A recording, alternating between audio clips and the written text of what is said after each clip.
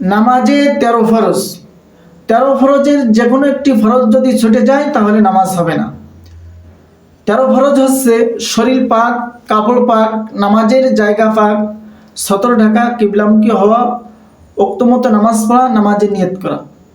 নামাজের ভিতরে 6টা ফরজ: তাকবীরে তাহরিমা বলা, খাড়া হয়ে নামাজ পড়া, কিরাত পড়া, রুকু করা, 2 সিজদা করা, আখিরি বৈঠক।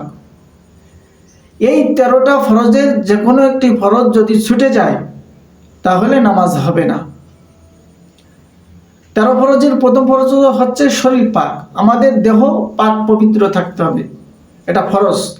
শরীর যদি পাক পবিত্র না থাকে তাহলে নামাজ হবে না। 2 নম্বর কাপড় পাক, যে কাপড় পরে আমরা নামাজ পড়ব এই কাপড় পাক পবিত্র হতে হবে।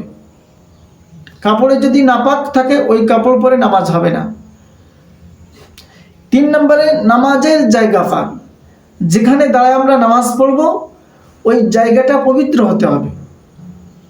তাহলে 1 নম্বর শরীর পাক, কাপড় পাক, নামাজের জায়গা পাক, যেখানে দাঁড়িয়ে নামাজ পড়ব ওই জায়গাটা পাক হতে হবে। 4 নম্বরে সতর ঢাকা, সতর ঢাকা ফরজ। পুরুষের সতর হচ্ছে নাভির ওপর থেকে নিয়ে হাঁটুর নিচ পর্যন্ত, এতটুকু ঢাকা প্রত্যেকটা পুরুষের জন্য ফরজ। আর মহিলাদের জন্য সমস্ত মুখ, 2 হাতের কবজি পর্যন্ত এবং পায়ের পাতা ব্যতীত সমস্ত অঙ্গ প্রত্যঙ্গ ঢেকে রাখা ফরজ। তাহলে 4 নম্বরে সতর ঢাকা। 5 নম্বরে কিবলামুখী হওয়া, নামাজ যে আমরা পড়ব কিবলামুখী হয়ে নামাজ পড়তে হবে। পশ্চিম দিকে ফিরে আমরা নামাজ পড়ব, যেহেতু পশ্চিম দিকে কিবলা। আপনি যদি পশ্চিম দিকে ফিরে নামাজ না পড়েন, কিবলার দিকে ফিরে নামাজ না পড়েন, তাহলে আপনি যতই ভালো সুন্দর করে নামাজ পড়েন আপনার নামাজ হবে না। 6 নম্বরে ওক্তমতো নামাজ পড়া, আপনি যদি ফজরের নামাজ জোহরের সময় পড়েন তাহলে তো নামাজ হবে না। জোহরের নামাজ যদি মাগরিবের সময় পড়েন তাহলে তো নামাজ হবে না। 6 নম্বরে ওক্তমতো নামাজ পড়া। 7 নম্বরে নামাজের নিয়ত করা, আপনি যে নামাজ পড়বেন সেই নামাজের নিয়ত মনের ভিতরে নিয়ে আসা, সেই নামাজের নিয়ত মনের ভিতরে সংকল্প করা।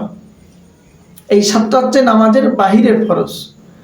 আর নামাজের ভিতরের ফরজ হচ্ছে 6টা। 1 নম্বরে তাকবীরে তাহরিমা বলা, তাকবীরে তাহরিমা হচ্ছে আল্লাহু আকবার বলা, এটাকে বলা হয় তাকবীরে তাহরিমা। তা আল্লাহু আকবার বলে নিয়ত করা ফরজ।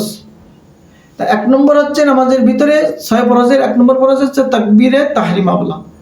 2 নম্বরে খাড়া হয়ে নামাজ পড়া, দাঁড়ায়া নামাজ পড়া। ওয়াজিব নামাজ, ফরজ নামাজ দাঁড়ায়া পড়া ফরজ। তাকবীরে তাহরিমা বলা, খাড়া হয়ে নামাজ পড়া। 3 নম্বরে কিরাত পড়া। কিরাত হচ্ছে কমপক্ষে 3 আয়াত পরিমাণ কুরআনুল কারীম থেকে তেলাওয়াত করা, এবং যে কোনো বড় যদি একটা আয়াত পড়া হয় 3 আয়াতের বেশি হয় এরকম তেলাওয়াত করলে ফরজ আদায় হয়ে যাবে। কিরাত পড়া, তাকবীর 6 ফরজের তাকবীরে তাহরিমা বলা, খাড়া হয়ে নামাজ পড়া, কিরাত পড়া। 4 নম্বরে রুকু করা ফরজ, রুকু করা।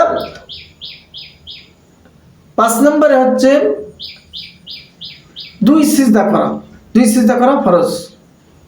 6 নম্বরে হচ্ছে আখিরি বৈঠক, শেষ বৈঠকে সালাম ফিরিয়ে নামাজ শেষ করা। তা নামাজের ভিতরে 6টা ফরজ এবং নামাজের বাইরে 7 ফরজ, এই হচ্ছে 13টা ফরজ। এই 13টা ফরজের যে কোনো একটি ফরজ যদি ছুটে যায় তাহলে নামাজ হবে না। এজন্য প্রত্যেকটা মুসলমান আমরা 13টা ফরজ মুখস্থ করে নেব। 13টা ফরজ সহজে মুখস্থ করার নিয়ম হচ্ছে এভাবে মুখস্থ করবেন: শরীর পাক, কাপড় পাক, নামাজের জায়গা পাক। 3টি একসাথে মুখস্থ করেন: শরীর পাক, কাপড় পাক, নামাজের জায়গা পাক। সতর ঢাকা, কিবলামুখী হওয়া, ওক্তমতো নামাজ পড়া, নামাজে নিয়ত করা।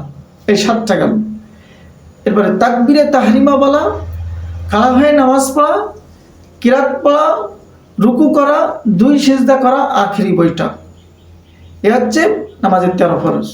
আবারও বলছি: শরীর পাক, কাপড় পাক, নামাজের জায়গা পাক, সতর ঢাকা, কিবলামুখী হওয়া, ওয়াক্তমতো নামাজ পড়া, নামাজের নিয়ত করা, নামাজের ভিতরে সাইবরস তাকবীরে তাহরিমা বলা, খাড়া হয়ে নামাজ পড়া, কিরাত পড়া, রুকু করা, 2 সিজদা করা, আখিরি বৈঠক। আল্লাহ তাআলা আমাদের সকলকে 5 ওয়াক্ত নামাজ পড়ার তৌফিক দান করেন এবং নামাজের 13টি ফরজ জেনে বুঝে পড়ার তৌফিক দান করেন।